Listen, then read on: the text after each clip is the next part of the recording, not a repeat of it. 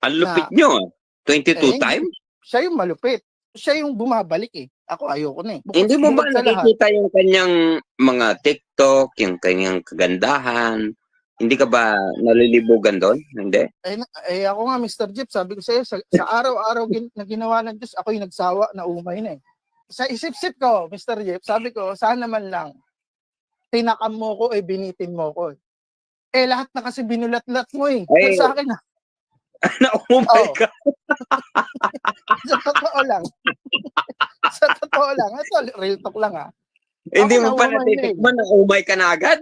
Oo, naumay na ako. Hindi pa nga umuwi eh. Sabi sa akin Hindi ka ba nagalit doon? Binitin ka? ha? Hindi ka nagalit doon? Dapat ganun yung ginawa niya. Kaso kumbaga sa pagkain, inilatag mo ng lahat. Okay lang maamoy ko. Wag mo lang ipatikim pa. Kasi nakakaumay. Sa video pa lang na umay ka na, hindi mo pa naamoy, hindi mo pa nadidilaan, hindi mo pa natitikman na umay ka na agad? Pasensya na po sa mga ladies dito usapan lalaki lang to. Siyempre, alam mo naman, iba kasi yung pagpapakita, iba yung sa video kasi kaysa tikman mo kasi hindi mo naamoy.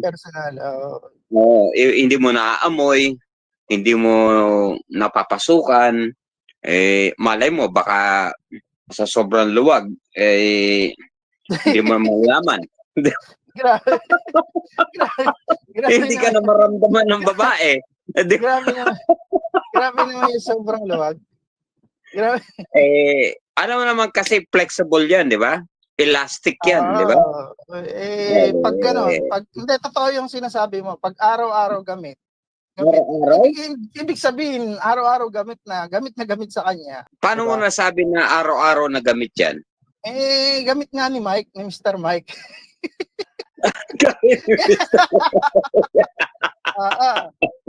Kabisado. Si Shing, pinasahan ko yan ang katotohanan. Na may mga video talaga, may mga ano talaga.